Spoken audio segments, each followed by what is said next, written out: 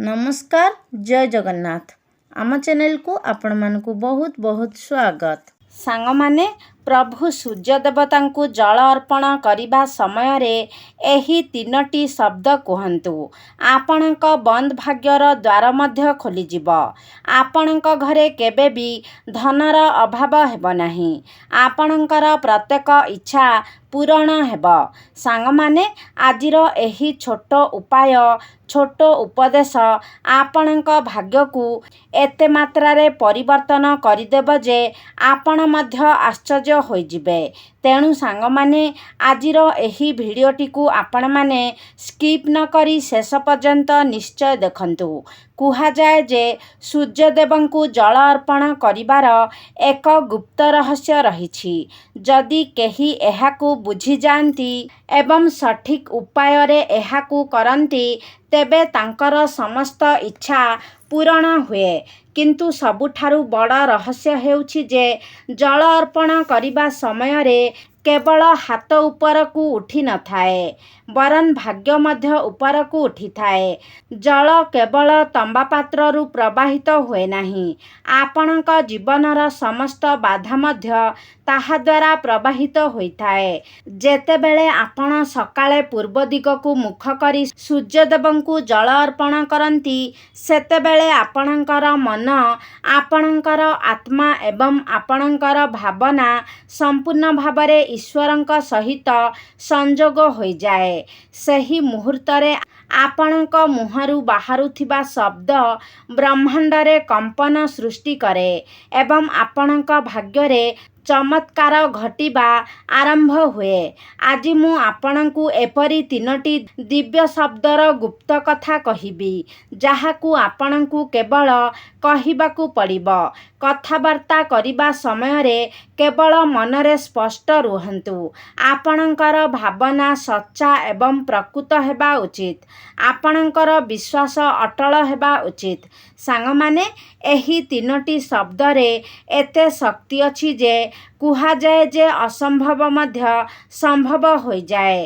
अटकी रहिथिबा आर्थिक आपणकर टंका क्षतिग्रस्त प्रकल्प एवं भंगा संपर्क सबुकिछि धीरे धीरे पुणी थरे जोड़ी हो जाए।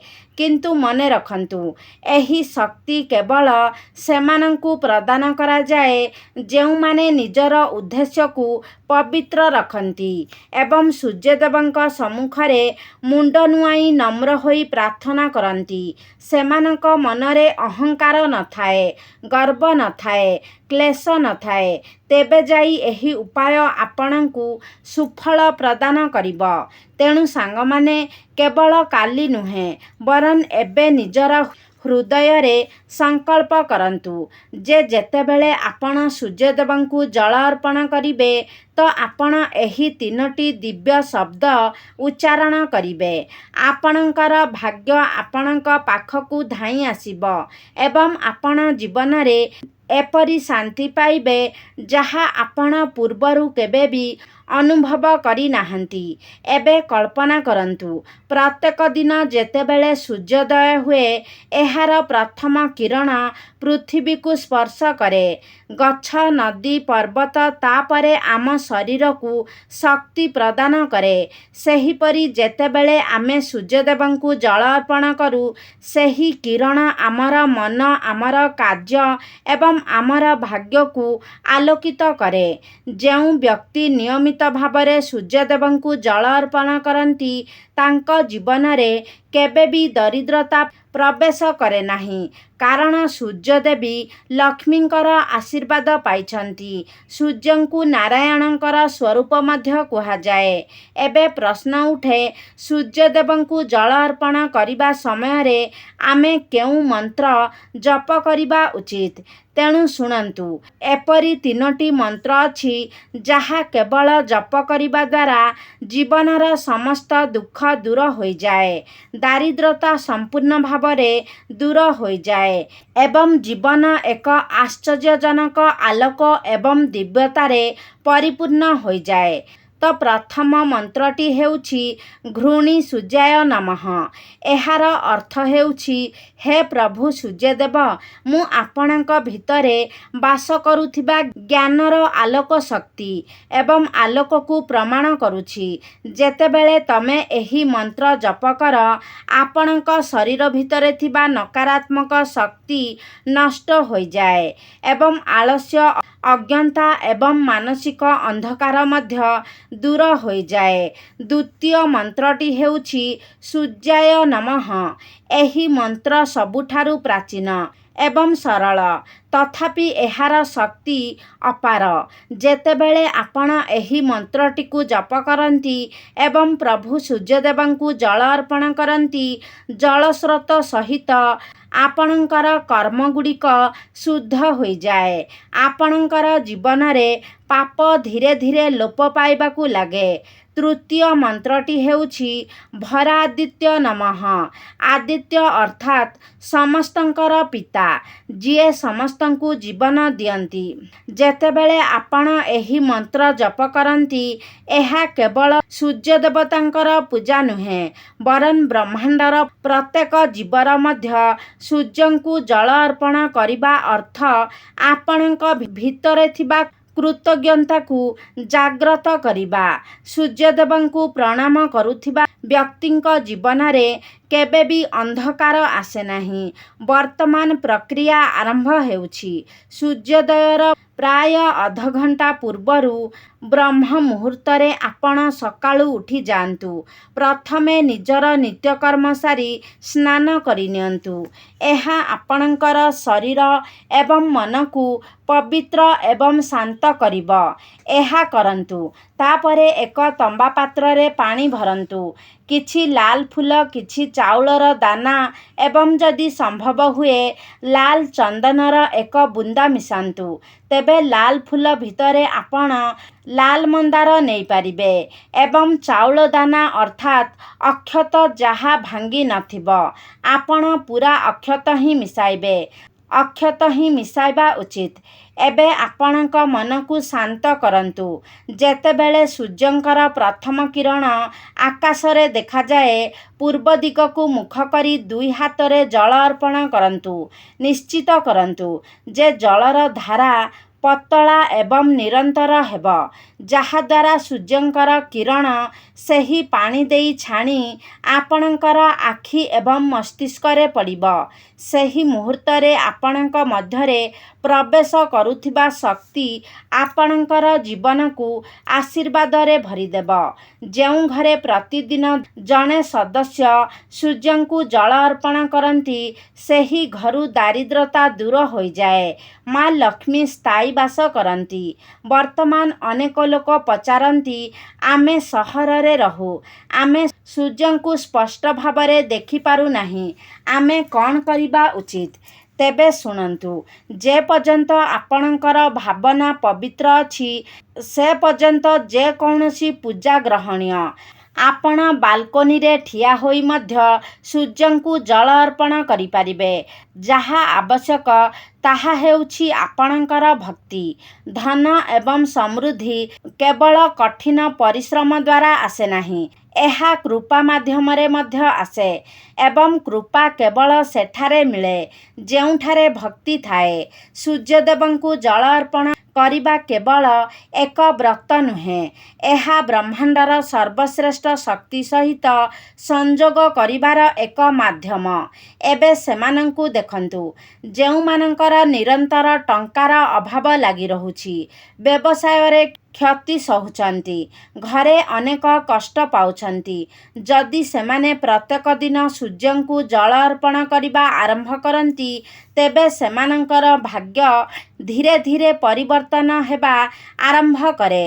କାରଣ ଯେତେବେଳେ ସୂର୍ଯ୍ୟଙ୍କ କିରଣ ଆପଣଙ୍କ ଆତ୍ମାକୁ ସ୍ପର୍ଶ କରେ, ସେମାନେ ଆପଣଙ୍କର କର୍ମର ଅନ୍ଧକାରକୁ ଦୂର କରନ୍ତି।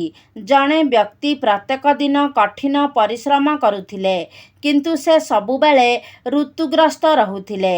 ତାପରେ ସେ ପ୍ରତ୍ୟେକ ଦିନ ସୂର୍ଯ୍ୟଙ୍କୁ ଜଳ ଅର୍ପଣ କଲେ ଏବଂ 21 ଦିନ ଧରି ଏହି 3ଟି ମନ୍ତ୍ର ଜପ କଲେ। 21 ଦିନ ପରେ ତାଙ୍କର ବ୍ୟବସାୟ ବଢ଼ିବାକୁ ଲାଗିଲା। ଏକ ଆଶ୍ଚର୍ଯ୍ୟଜନକ ପରିବର୍ତ୍ତନ ହେଲା, କାରଣ ଯେତେବେଳେ ଈଶ୍ୱରଙ୍କ କୃପା ଆସେ, ଆମର କର୍ମର ଫଳ ମଧ୍ୟ ପରିବର୍ତ୍ତନ ହୁଏ। ସାଙ୍ଗମାନେ, ଯଦି ଆପଣ ନିଜ ଜୀବନରେ କେବେ ଅଭାବର ସମ୍ମୁଖୀନ ହେବାକୁ ଚାହାନ୍ତି ନାହିଁ, ତେବେ ଆଜିଠାରୁ ପ୍ରତ୍ୟେକ ଦିନ ସୂର୍ଯ୍ୟଙ୍କୁ ଜଳ ଅର୍ପଣ କରିବାର ସଂକଳ୍ପ ନିଅନ୍ତୁ। ହେ ପ୍ରଭୁ, ମୋ ଭିତରେ ଥିବା ଅନ୍ଧକାରକୁ ଦୂର କରନ୍ତୁ। ମୋର କାର୍ଯ୍ୟକୁ ଆଲୋକରେ ପରିପୂର୍ଣ୍ଣ କରନ୍ତୁ। ଏହି ଭାବନା ସହିତ ମନ୍ତ୍ର ଜପ କରନ୍ତୁ। ଆପଣ ଗୋଟିଏ ମାସ ଭିତରେ ଆପଣଙ୍କ ଜୀବନରେ ଏକ ପରିବର୍ତ୍ତନ ଦେଖିବେ, କାରଣ ସୂର୍ଯ୍ୟ କେବଳ ଆକାଶରେ ନାହାନ୍ତି, ଆପଣଙ୍କ ମଧ୍ୟରେ ମଧ୍ୟ ଅଛନ୍ତି। ସୂର୍ଯ୍ୟଙ୍କୁ ଜଳ ଅର୍ପଣ କରିବା ଅର୍ଥ ଆପଣଙ୍କ ଭିତରେ ଥିବା ଶକ୍ତିକୁ ଜାଗ୍ରତ କରିବା। ଯେତେବେଳେ ଏହି ଶକ୍ତି ଜାଗ୍ରତ ହୁଏ, ଆଳସ୍ୟ ଦୂର ହୋଇଯାଇଥାଏ, ଜୀବନ ଗତି ପାଏ ଏବଂ ଲକ୍ଷ୍ମୀ ସ୍ୱୟଂଚାଳିତ ଭାବରେ ଆପଣଙ୍କ ଗୃହକୁ ପ୍ରବେଶ କରନ୍ତି। ଏହା ଆମକୁ ଏବଂ ଆମ ଶରୀରକୁ ଶକ୍ତି ପ୍ରଦାନ କରେ। ସେହିପରି ଯେତେବେଳେ ଆମେ ସୂର୍ଯ୍ୟଦେବଙ୍କୁ ଜଳ ଅର୍ପଣ କରୁ, ସେହି କିରଣ ଆମର ମନ, ଆମର କାର୍ଯ୍ୟ ଏବଂ ଆମର ଭାଗ୍ୟକୁ ଆଲୋକିତ କରେ। ଯେଉଁ ବ୍ୟକ୍ତି ନିୟମିତ ଭାବରେ ସୂର୍ଯ୍ୟଦେବଙ୍କୁ ଜଳ ଅର୍ପଣ କରେ, ସେହି ବ୍ୟକ୍ତିର ଜୀବନରେ କେବେ ବି ଦାରିଦ୍ର୍ୟତା ଆସେ ନାହିଁ, କାରଣ ସୂର୍ଯ୍ୟ ହେଉଛନ୍ତି ସକଳ ଶକ୍ତିର ଆଧାର। ସୂର୍ଯ୍ୟ ହେଉଛନ୍ତି ଭଗବାନ ବିଷ୍ଣୁଙ୍କର ଅବତାର। ଯେଉଁଠାରେ ସୂର୍ଯ୍ୟଙ୍କର ଆଲୋକ ରହିଥାଏ, ପ୍ରଭୁ ବିଷ୍ଣୁଙ୍କର ଉପସ୍ଥିତି ଥାଏ। ସେଠାକୁ ଲକ୍ଷ୍ମୀ ସ୍ୱୟଂଚାଳିତ ଭାବରେ ଆସିଯାଆନ୍ତି।